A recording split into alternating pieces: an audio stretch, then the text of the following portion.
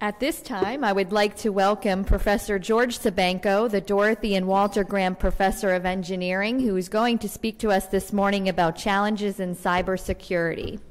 Professor Cybenko, welcome. Thank you. Good to see you.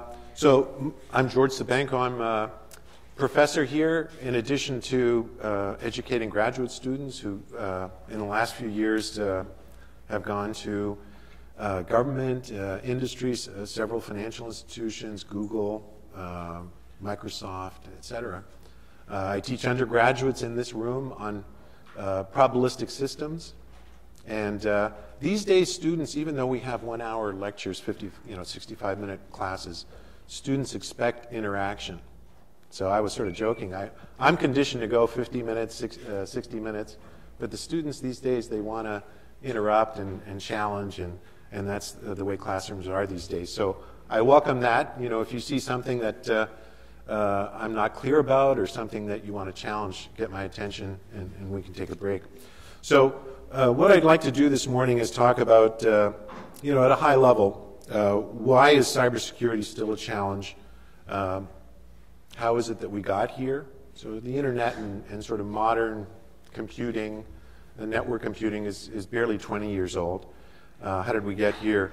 What's going to happen in the future, and then what can we do about it? So it's not that hard to actually find examples to illustrate the fact that cybersecurity is still a challenge. So every week there's a story or two. So this is a particular story that's interesting to me because it shows how skilled and persistent the bad guys can be. So first off, in many cases, the first entry point into a corporate or government network is through social engineering. So software has been hardened well enough that a remote attack that doesn't involve or require human action, somebody clicking to open a document, somebody clicking to go to a website that brings up a video or some images that can exploit software, is very difficult. So social engineering is an attempt to get you to do something that ultimately ends up being bad. So that's how they got into these banks. This is a story of cyber criminals. They observed and exfiltrated the business processes of these banks. So once inside, they didn't just go to try to manipulate bank accounts or anything like that. They observed how the bank operated. According to these studies, that took 2 years to reverse engineer the business processes of the bank to the point where they could craft legitimate ATM messages and issue ATM messages, have a cohort at an ATM that all of a sudden starts spitting out cash. Okay, so this is an example of how sophisticated and persistent cyber criminals are. So the thing is, how good do banks have to be? It's the old story, how fast do you have to run to outrun a bear sort of thing. How good do banks have to be? Well, there's a lot of banks, so you can target banks, but as long as a bank or a financial institution is not the weakest one, you're probably okay. I'm just generalizing. In the case of very specific targets, there's only one Department of Defense, U.S. Department of Defense. So that's a very, very specific target for foreign nation states. And they apply a lot of resources, skills, time. They're patient. So this is a story from last week, and it's not surprising anymore. DoD networks are being penetrated. We're in a time of peace, relative peace. So the extent to which some of these compromises could really affect national security is not well understood, because our peer adversaries aren't demonstrating their capabilities in a time of relative peace. So why are these things still happening? So we've been hearing about this stuff for years. The number one underlying reason is that software has errors in it. People are still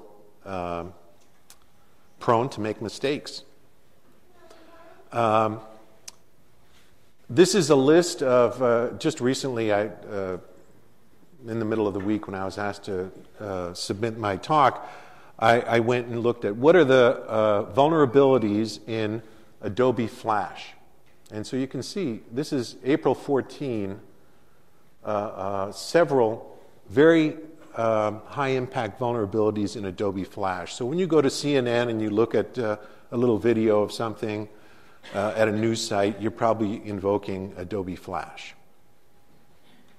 So we have software, and I'll say a little more about this, that is just buggy. And the other thing is people are trusting.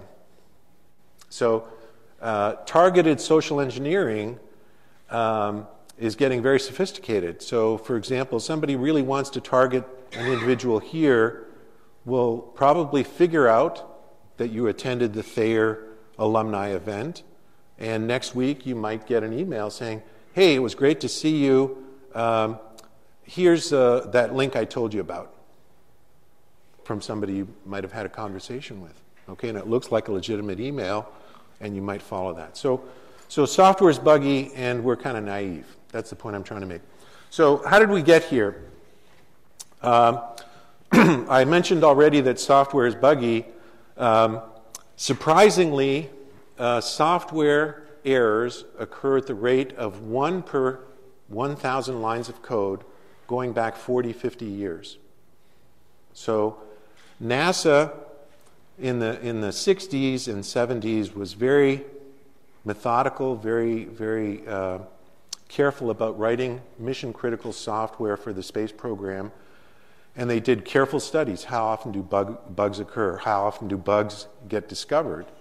That rate really hasn't changed in 50 years. So in spite of the fact that we're using Java, Python, C++, that rate is still the same. So at this point, I also want to make the point that there's a community of people that say, well, you know, the problem is the internet wasn't designed for security. It was designed by academics who thought it was going to be a closed network. They didn't envision the fact that it was going to be a big platform for commerce and government. The problem is we have to redesign the internet. We have to forget about Windows and write a new operating system.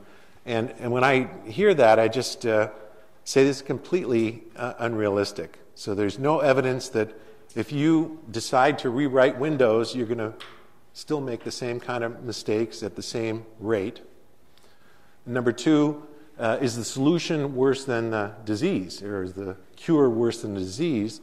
We have trillions of dollars invested in this infrastructure that we can't sort of just ignore or abandon. Okay, so I'm not a believer in the story that says we're going to write new protocols and they're going to fix all our problems, because I've been around long enough that never happens. The other reason that we still have problems is we like our apps, we like services, we like online banking, we like online plane reservations. So if we could freeze software and say, okay, we're not going to change any software, we're going to go and fix all the errors we find in the software that we're using right now, maybe in 5 or 10 years things will get better. But the reality is we're constantly downloading new services, we're constantly trying to get new features on our phones and so on. So, and third-party software in particular is a problem. The other challenge is that the data that's related to computer security is growing astronomically. So, just wanted to point out some statistics here. So, web hosting is a big business now. Very few people run their own web servers, and most of the web traffic is produced or provisioned by clouds. So here's an example. The number one web hosting company in the world hosts 278,000 sites. So I'm involved in a company that works in this space, but the traffic volume at these kinds of sites is about 1 million sessions, not packets, but 1 million sessions per second. So if you're running one of these cloud web hosting services, that's the rate at which security-relevant data is being produced. We're also involved in several online gaming systems, and the traffic there is enormous. So it's very difficult for people to monitor that, and the tools for sort of saying, okay, this traffic is good, this is bad, is still very immature. Okay? So, if you get more specific and say, okay, I've got a network with several thousand machines, I can run vulnerability scans, see which machines are running services that are known to be vulnerable. So this is some work I've been doing with an enterprise. The rate at which these vulnerabilities are produced is hundreds or thousands per month, and the resources that a medium-sized enterprise applies to that is 2 or 3 people. So you just can't keep up with the rate of vulnerabilities and patch and fix what's going on. So I want to say a few things about future trends. So how's this going to play out in the next few years? There's a term called shrinkage in the retail industry. So it's basically theft and spoilage and things like that. So Walmart evidently tolerates $3 billion of shrinkage a year. This is like employee theft, shoplifting. $3 billion a year. They could reduce that. They could put RFID tags on everything, on tubes of toothpaste and everything that's in the store. And when it goes out the store, you know, the alarm rings. They could strip search people at the door. They could do all kinds of stuff. Their revenue is going to go down, right? So they tolerate. This is the cost of doing business the way they do. You tolerate $3 billion worth of fraud and loss in order to generate $3 billion worth of sales. Okay? So, you know, the rational, I like to think that people are rational. The government's rational, companies are rational, the banks are rational. Everyone's doing business right now.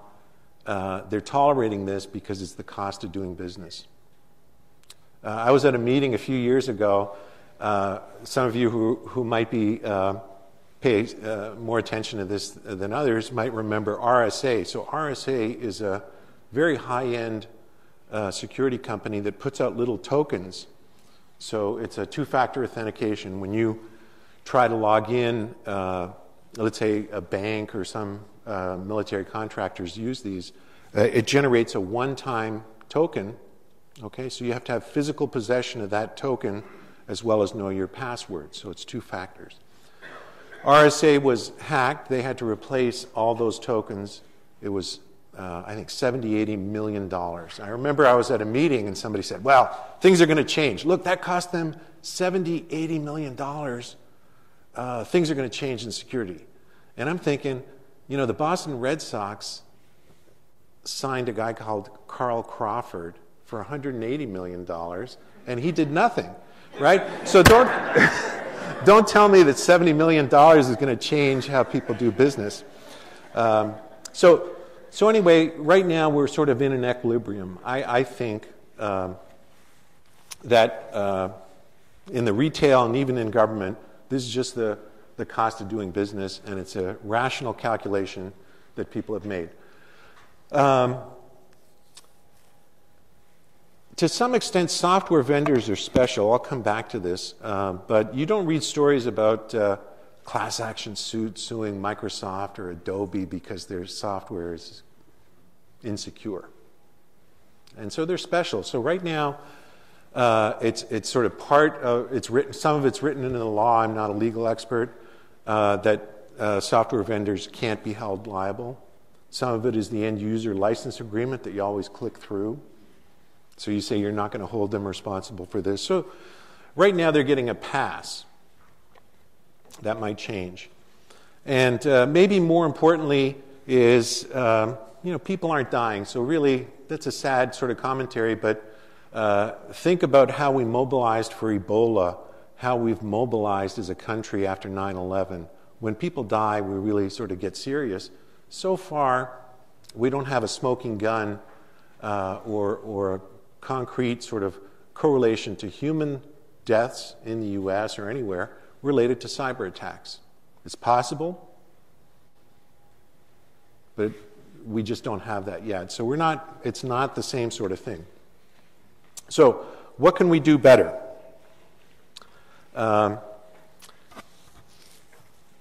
There are ways in which we can create better incentives for better cybersecurity. So I mentioned the liability, right? Automobile manufacturers are subject to large lawsuits.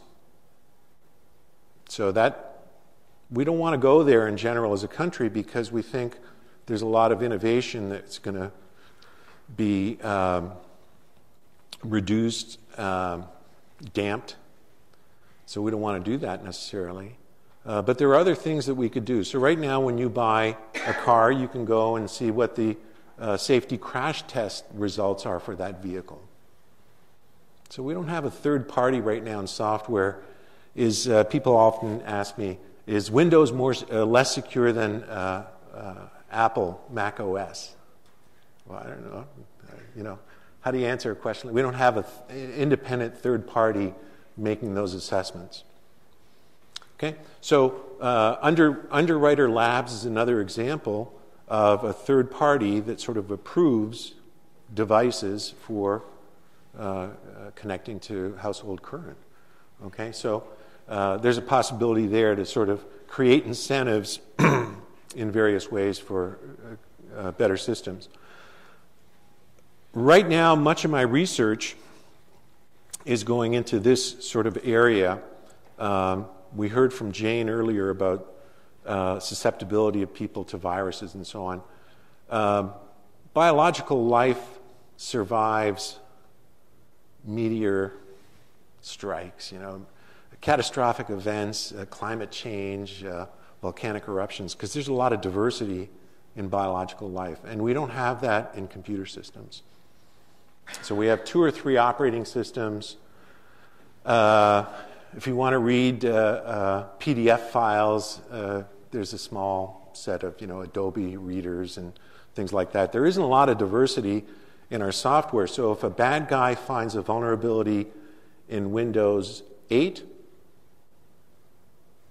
chances are they can compromise millions of Windows 8 computers, etc. So how can we introduce diversity, randomize some of the compilation, randomize the way memory is laid out on a computer system so that even if one machine becomes exploitable, it doesn't automatically translate into millions of machines being exploitable. Something that, again, is related to biological healthcare is, we sort of have learned over the last century, since Pasteur, I guess, that it's a good thing to wash your hands. It's a good thing to drink clean water and not water from the gutter. And we don't have that sort of sensibility necessarily yet in computer security and computer hygiene. So I think that's going to be a big effort over the next few years to educate people in just common sense practices, things to avoid, things to do, make sure your software is up to date and patched as thoroughly as possible, possibly automate more of that. So those are the things that I think are going to be major trends. Just to reiterate, better understanding of what you can do, sort of the public health issues. We're probably going to see more techniques, more efforts to introduce diversity into computer systems. This is very important, especially for the military, and incentives of various types to get the commercial sector to produce better software, measuring security in some way, making companies accountable in some way. So with that, I resisted the temptation to go 50 minutes and left a few minutes for discussion. So, questions? So I've had some responsibility for servers for a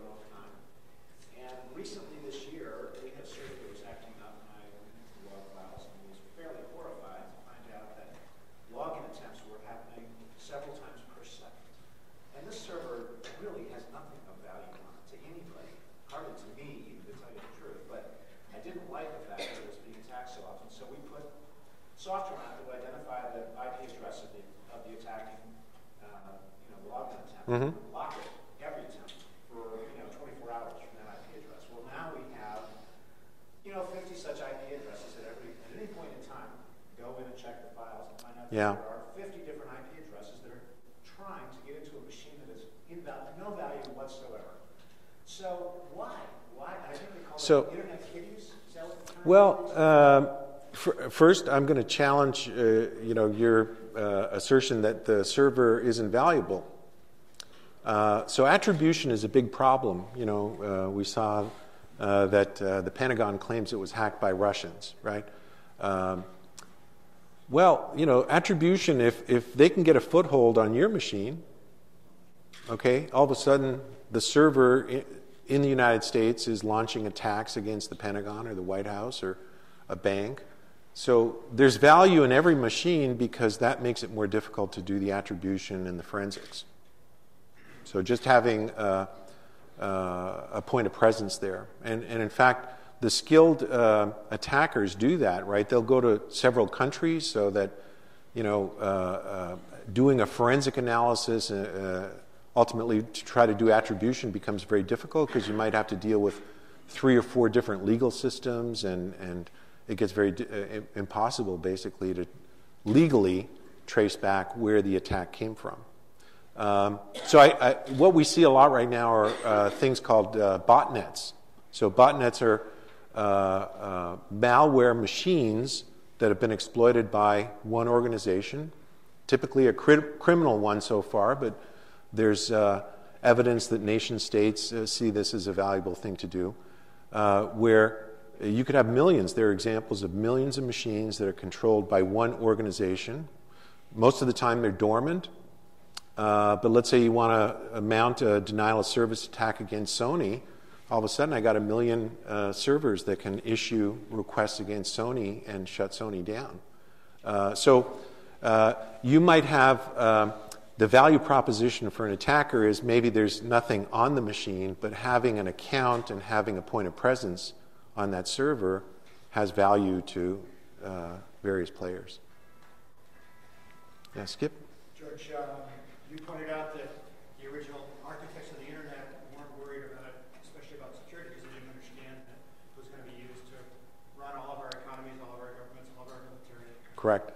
Now we are now implementing the Internet of Things, probably to 3 orders of magnitude more connections will right. be in the next couple of decades. Do you think we can be smarter about architecting the Internet of Things to avoid built-in security vulnerability? Yeah. So excellent question. That's the next big thing in terms of what's happening in the commercial world is the Internet of Things. The way I think about it is we're going to have enormous growth in the number of embedded systems that are on the network. So, the old sort of, it's your refrigerator. Automobiles already have, a dozen or 2 microprocessors. Many automobiles have a telematics, OnStar or some sort of cellular connection to a network. They're advertising Wi-Fi, right? Hotspots in cars. That's a big selling point of new vehicles. So these are not isolated systems. Vehicles in particular are engineered relatively naively right now. So there are examples, demonstrations that people at San Diego and University of Washington have done. You put in a USB stick with your music on it or connect an iPhone or put a DVD in the player, and the malware compromises the entertainment system, but that's connected to the fuel management and the brakes and everything else. And there was a 60 Minutes show about this a month ago or so.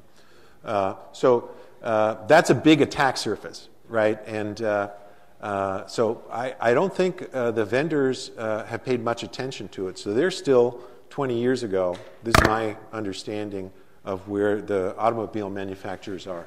They're still counting on the fact that these systems are isolated. Aircraft manufacturers, when you get on a commercial flight that has entertainment systems and you can plug things in, there are some potential vulnerabilities there. I don't want to scare anyone who's flying home. But some of the work that I've been doing with the Defense Department has to do with embedded systems in avionics and space platforms. So these things are embedded, meaning that the microprocessors in your car, you don't have an interface to them where you can even check them. You have to go to the dealer to do that. So you don't know to the extent that they're compromised or misbehaving. So I think there are things we can do that are much better. One of the things right now that's a big problem is updating the firmware on these is really done without encryption. You download the software off the internet. There's no authentication that you're authorized to do this and things like that. So there's sort of gaping holes right now that could be improved. But that's going to be a big challenge. And I'm not sure that it sort of introduces a whole new technical challenge as much as sort of a management challenge of how to do the best practices that we already know about and apply them in that domain. Any other questions? Yeah. Well, I heard some information about Apple and Android trying to work on improving car infotainment systems and by replacing them with their own systems for ease of use. And what I'm wondering is, do you think this will improve security because those corporations have more experience dealing with technology, or because you have fewer systems across more cars, it would reduce the diversity and make it more vulnerable to larger scale attacks? So one of the problems, so I think those are companies that have more experience. So that's the first part of your question. I think that will be an improvement. Although right now Ford, I think, has a Microsoft Sync or whatever, right? So they use a Microsoft technology. So part of the problem is that the bus architecture in these vehicles is they all use a CAN bus. It's a type of common automobile network bus. You can put a device on the CAN bus. The architecture of that bus is such that you can attach a device and it can start talking on the bus and everyone believes it. Okay, so I think what you're talking about is that there are elements that are attached to the bus that are probably going to be more secure, but the underlying bus architecture and protocols don't require authentication. You can override the master bus controller. So there's a variety of things that are inherent in the architecture that are still a problem. Just make a comment. I work for GM and I'm working on SCAR, and I've been at Audi for 11 years. Yeah. And I'm working in phone projection, which is what you're talking about. And so I'm not a professor and don't know that, but I can speak to it from the other side. Sure. You know how you have like a billion apps on your phone? Mm-hmm. And you don't have that in your car. And so people put pressure on the companies to say, why can't we have all the apps I have on my phone in my car? Well, you don't, because we realize security is an issue, right? And the bus is exactly like you said. And so at least at GM, they're working on a cyber gateway module. And we're late getting apps into the car to be able to, on your screen, to have as many apps as you have here, because we know that cybersecurity is an issue. We delayed launching apps in cars because of security.